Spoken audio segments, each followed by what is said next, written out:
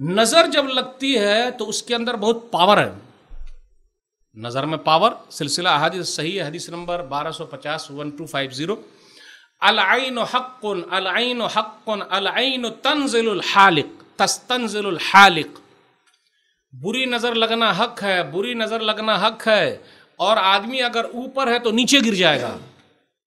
اب اوپر ہے تو نیچے گر جائے گا مطلب اگر آپ کوٹھے پر چڑھے ہوئے ہیں اور کسی نے تاک دیا اور کہے تو آپ نیچے آ جائیں گے۔ بائک پر آپ جا رہے ہیں، اپنی گاڑی ڈرائیو کر رہے ہیں، نیچے آ جائیں گے، گر سکتے۔ یہ بری نظر میں اور آنکھ میں یہ پاور ہے۔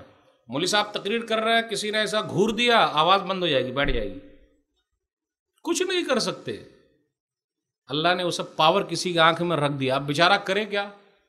کچھ لوگ جان بوجھ کے لگاتے یا جان بوجھ کے ٹوکتے، لیکن کچھ لوگوں کی آنکھ میں ہے ہی، یہ اللہ کی طرف سے ہے اور اس کا آسان علاج ہے، گھبرانے کی بات نہیں۔ تو میں پہلے یہ بتا رہا ہوں کہ بری نظر اگر کسی کو لگے اور لگ گئی تو وہ آدمی گر سکتا ہے۔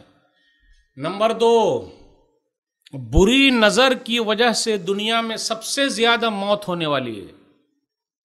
تقدیر کے بعد سب سے زیادہ موت بری نظر کی وجہ سے ہے۔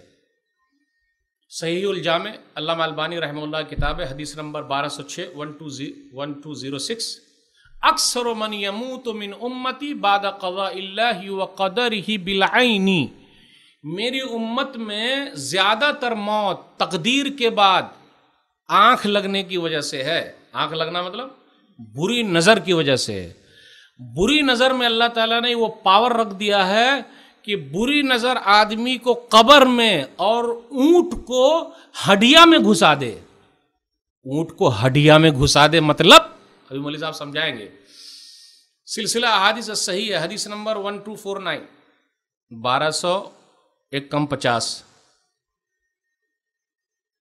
العین تدخل الرجل القبر والجمل القدرا۔ غور سے سنیے یہ حدیث کہ بری نظر کی وجہ سے آدمی قبرستان جا سکتا ہے، یعنی قبر میں چلا جائے گا، اور بری نظر لگنے کی وجہ سے بھاری بھرکم اونٹ، وہ ہانڈی ہوتا ہے نا کھانا پکانے والا، اس میں گھس جائے گا۔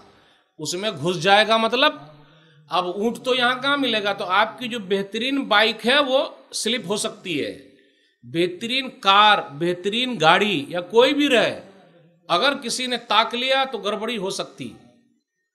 اللہ نے اس کے اندر پاور رکھا ہے۔ چھوٹے بچوں کو، چھوٹی بچیوں کو نظر لگتی ہے کچھ زیادہ۔ ایک حدیث میں آیا، صحیح بخاری کتاب الطب کتاب نمبر 76 حدیث نمبر 5739، اس کے اندر یہ ہے، نبی صلی اللہ علیہ وسلم ام سلمہ رضی اللہ تعالی عنہ کے گھر پہ ہیں، ان نبی صلی اللہ علیہ وسلم رعا فی بیتہا، کہ نبی صلی اللہ علیہ وسلم نے ان کے گھر میں دیکھا، جاریتن، ایک بچی کو، اس کے چہرے پر لال دھبا یا پیلا دھبا تھا۔ کبھی کسی کو نظر لگ جائے تو چہرے کے اوپر دھبا یعنی نشان لگ سکتا ہے، تو نبی صلی اللہ علیہ وسلم نے فرمایا استرقوا لہا فإن بہا النظرہ، لوگوں جاؤ اس کے لیے جھاڑ پھونک کرو کیونکہ اس بچی کو بری نظر لگ گئی ہے۔ اسماء بنت امیس رضی اللہ تعالیٰ عنہ کہتی ہیں کہ چھوٹے چھوٹے بچوں کو نظر بہت جلدی لگتی تھی۔